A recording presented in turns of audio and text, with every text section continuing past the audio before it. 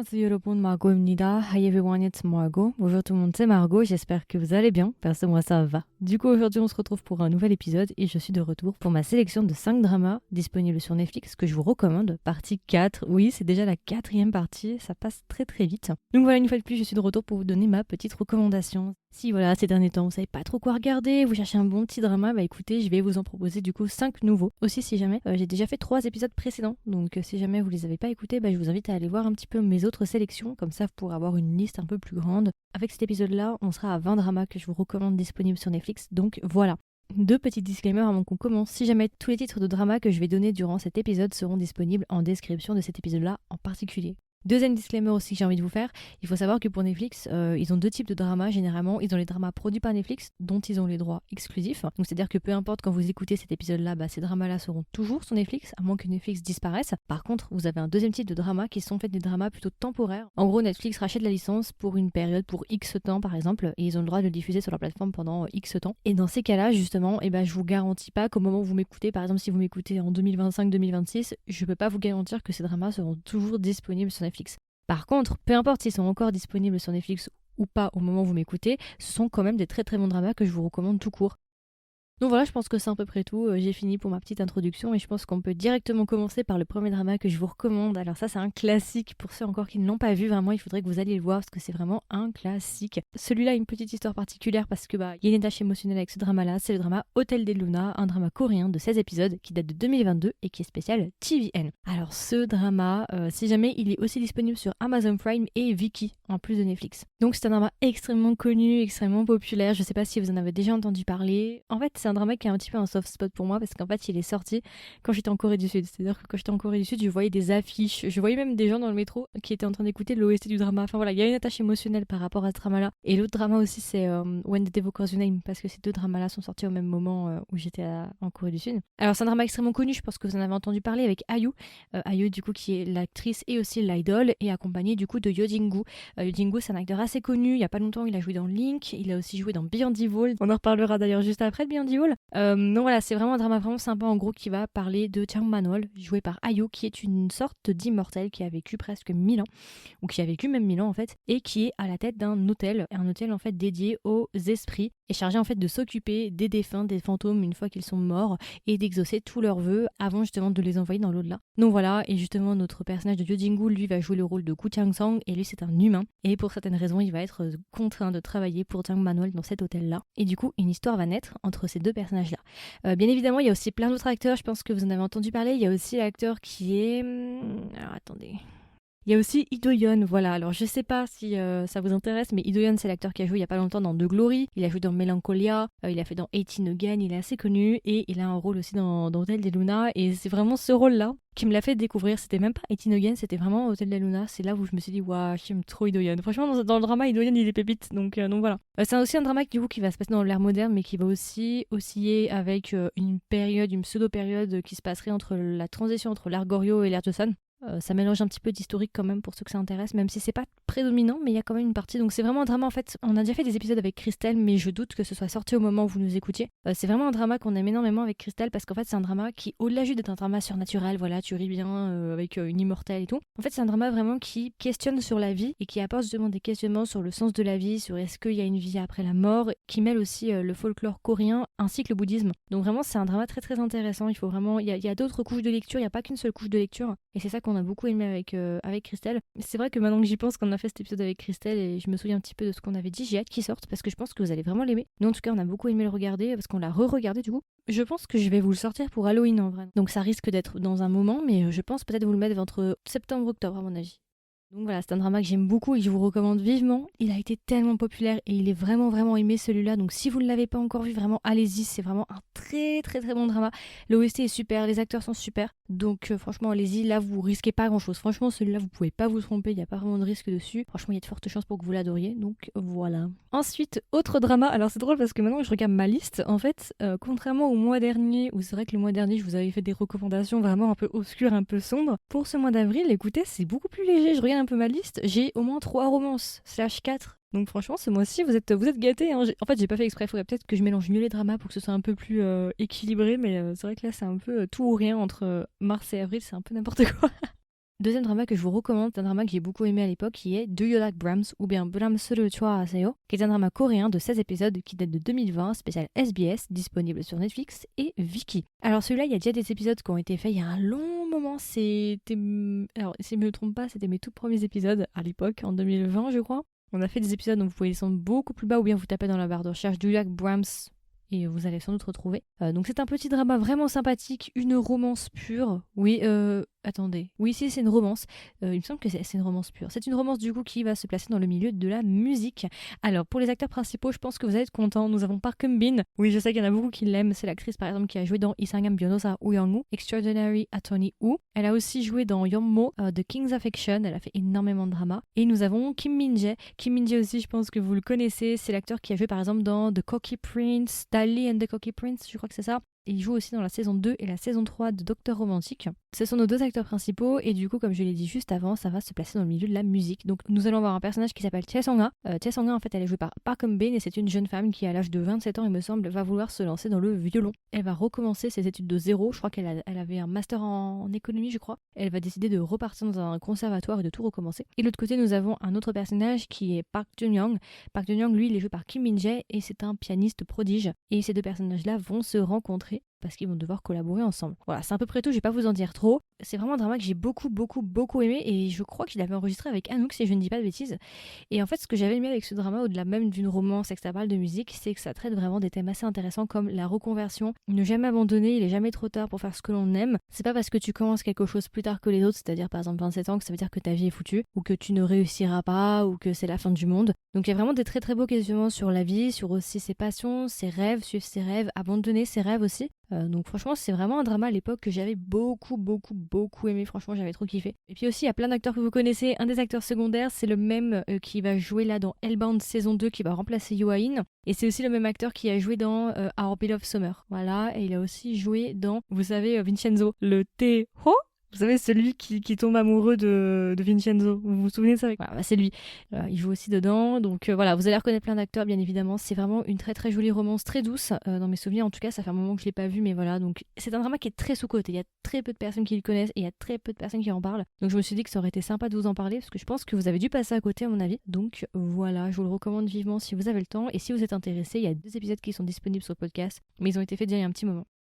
Ensuite, troisième drama que j'ai envie de vous recommander, c'est le drama Her Private Life, un drama du coup coréen de 16 épisodes qui date de 2019 et qui est spécial TVN, disponible sur Netflix et Viki. Bon, celui-là, il est très populaire, je pense qu'il y a encore peut-être quelques personnes qui soit hésitent à le regarder, soit l'ont pas encore vu, mais c'est un classique, tout le monde l'a vu, je pense qu'il est extrêmement populaire. Mais je voulais quand même le mettre parce que c'est quand même un drama malgré tout, que j'aime beaucoup, et je crois que c'est mon drama préféré de Park Min-young, parce que j'en ai vu quand même des dramas avec elle, et si je ne m'abuse, il me semble vraiment que c'est mon drama préféré avec elle.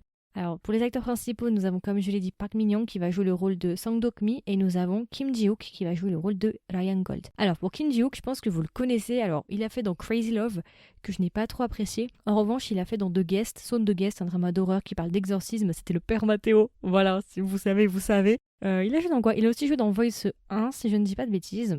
Donc voilà, c'est un acteur aussi que j'aime bien, franchement, ouais. Moi je l'ai beaucoup aimé dans Zone de Guest, je crois que c'est là où je l'ai vraiment découvert. Donc ça va être notre duo dans ce drama.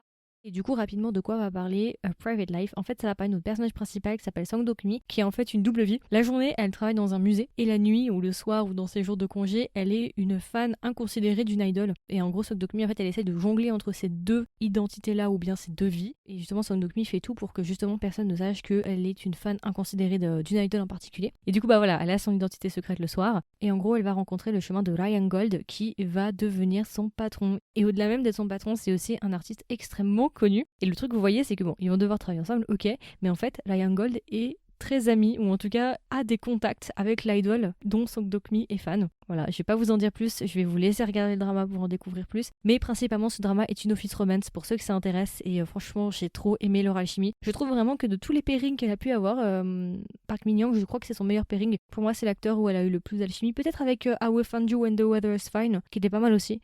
Mais celui-là de drama, franchement, il m'a beaucoup marqué. Je l'ai revu encore 2 ou 3 fois. Et il me fait toujours autant rire. Alors, il y en a qui aiment pas l'humour. Moi, j'ai adoré l'humour. Franchement, c'est grave détente. Enfin, tu tapes des grosses barres. Donc, moi, j'ai énormément aimé le drama. Et pourtant, je me le suis refait. Donc, il y a vraiment une valeur de revisionnage en fait. Pour le coup là c'est vraiment une romance pure, c'est de la romance pas prise de tête, c'est vraiment romance et comédie. J'en ai parlé durant le mois des dramas de l'année dernière, vous pouvez trouver un épisode qui est fait dessus. Vraiment je vous le recommande si vous voulez de la romance pure parce qu'on sait que ces temps-ci c'est un petit peu la dèche au niveau des romances pures, il n'y a plus grand chose. Mais en tout cas celui-là est vraiment sympa. Bon bah écoutez, jusque-là on se débrouille bien, ça fait déjà 3 romances, franchement, je vous gâte. On est d'accord, je vous gâte. Oui, je vous gâte. Allez, allons-y. Et bah écoutez, on va enchaîner avec le 4e drama. Alors celui-là, c'est romance, mais pas tout à fait. C'est le drama Lawless Lawyer, un drama du coup coréen de 16 épisodes qui date de 2018, spécial TVN, disponible sur Netflix et Viki. Celui-là est un petit peu plus vieux que les autres. C'est vraiment un drama que j'ai beaucoup aimé à l'époque. Alors je me le suis pas refait, j'ai pas encore eu l'occasion de me le refaire, mais en tout cas quand je l'avais regardé au même moment que ça sortait, si je ne dis pas de bêtises, je l'avais trop aimé. Donc c'est un drama de droit, comme le nom l'indique, Lawless Lawyer, donc ça veut dire un avocat hors la loi, si vous voulez, je pense que c'est ça la traduction la plus proche. C'est un drama que j'ai beaucoup aimé à l'époque, vraiment très badass. Pour l'époque, franchement, c'était vraiment de la pépite. Alors c'est vrai que maintenant, depuis le Covid et tout, depuis 2020, 2021, 2022, on a eu énormément de dramas, donc ce genre-là, maintenant que tu le regardes, tu te dis oui, bon, on a déjà vu, mais pour l'époque, c'était le feu. C'était le feu, et ça l'est toujours d'ailleurs, c'est vraiment un drama que j'aime beaucoup. Donc les acteurs principaux, c'est Lee Jong-gi. Oui, vous avez bien entendu, c'est le même acteur qui a joué dans Flower of Evil, qui va jouer aussi dans la saison 2 de Arnold Chronicle, qui a joué aussi dans Moon Lovers. Qu'est-ce que je peux vous dire? Il en a fait tellement des dramas que voilà. Il a fait dans Again My Life, il a fait une apparition dans Hotel de Luna, c'est vrai. Enfin voilà, il a fait énormément de dramas et ça va être notre acteur principal.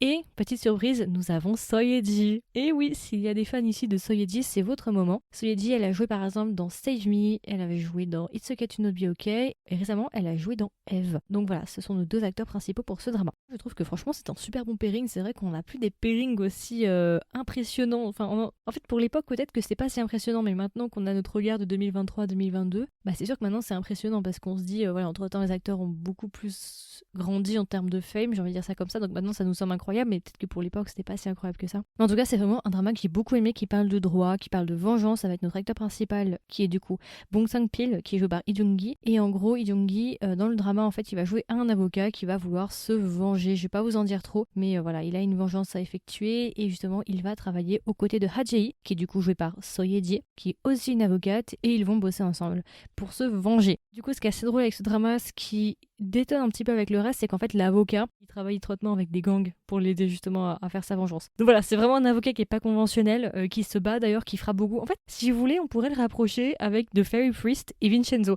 Et là, je suis en train de me dire, qu'est-ce que pourrait donner un drama avec l'acteur principal de The Fairy Priest et lui ensemble? Ce serait incroyable. Je voudrais voir ça avant de mourir, un drama avec ces 2 personnages-là, slash même Vincenzo. Quoique Vincenzo, il va casser le fun, il va tirer sur tout le monde, c'est pas drôle. Juste les 2 là, The Fairy Priest et lui, j'aimerais trop voir ce que ça pourrait donner. Voilà, bref, aparté.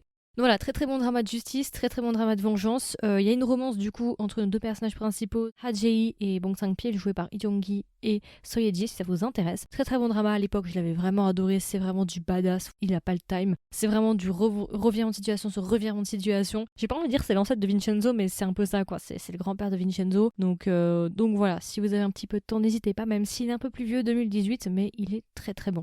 Et enfin, dernier drama. Alors celui-là, on termine sur une touche sombre. Écoutez, vous me connaissez maintenant, vous savez comme je suis. Je ne peux pas ne pas parler de ce drama-là, je vous ai hinté tout à l'heure. C'est mon drama préféré coréen. Il est dans mon top 3. Je ne rigole même pas avec celui-là. Alors, il y a certaines œuvres avec lesquelles je ne rigole pas. Il y a Decision to Live avec lequel je ne rigole pas. Il y a celui-là avec lequel je ne rigole pas. C'est le drama Beyond Evil. Oui, pour ceux qui m'écoutent depuis toutes ces années, vous devez en avoir marre de m'entendre parler de ce drama. Et j'espère que ceux qui sont là depuis longtemps, comme je vous ai bien rabâché là, j'espère que vous avez craqué et que vous êtes allés le voir parce que franchement, c'est un chef-d'œuvre. Vraiment. Non mais attendez, pause. S'il y en a un que vous devez tirer de cet épisode-là, un seul.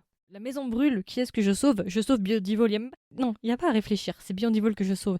Un drama coréen de 7 épisodes qui date de 2021, spécial JTBC, disponible sur Netflix et Viki. Pour vous dire à quel point j'aime le drama, j'ai acheté des livres de script. Je sais pas si vous le savez, mais en Corée c'est très courant. Une fois qu'un drama se termine en fait de faire des livres de script, donc les scripts en coréen en fait, ou des livres supplémentaires avec des photobooks ou bien des trucs particuliers en lien avec le drama. Et bien Divol, juste après la sortie, ils ont sorti 2 livres de script, plus un livre des notes spéciales du réalisateur, avec toutes les informations, des papiers judiciaires qu'ils ont créés pour le drama, des dossiers médicaux pour tous les personnages, enfin plein d'informations comme ça. Et du coup j'ai acheté les 3 livres, pour vous dire, ils sont juste derrière moi, pour vous dire à quel point j'aime ce drama, et pour vous donner une idée, si je ne dis pas de bêtises, il faut que je me souvienne un petit peu, mais Je sais en tout cas que en 2021, Beyond Evil a gagné le prix du meilleur drama, du meilleur scénario si je ne dis pas de bêtises. Il me semble que c'était au Baeksang, ou je sais plus. En tout cas, ils ont gagné un prix très très influent. C'était le meilleur script de l'année. Donc vraiment, là vous risquez. Non, autant je vous ai dit avant, Hotel del Luna vous risquez rien. Celui-là vous risquez rien. Après c'est des genres très différents. Et d'ailleurs, fun fact, il y a aussi Yo Jin-gu à l'intérieur. Vous voyez, on a fait une boucle. J'ai commencé par Hotel del Luna avec Yo Jin-gu, on termine avec Beyond Evil avec Yo Jin-gu. Voilà, on ferme la boucle avec Yo Jin-gu. Donc non, vraiment celui-là, chef-d'œuvre, c'est mon bébé. Il est dans mon top 3 et j'ai envie de dire c'est mon numéro 1. Ouais, je rigole même pas avec celui-là. Donc du coup, les acteurs principaux, c'est Shin Ha-gyun. Shin Ha-gyun, je pense que vous le connaissez, c'est un acteur un peu plus vétéran. Il y a pas longtemps, il a joué dans Yonder. Pour ceux que ça intéresse, je sais pas si vous avez entendu parler de ce drama sous-côté, ma foi, de très très bonne qualité.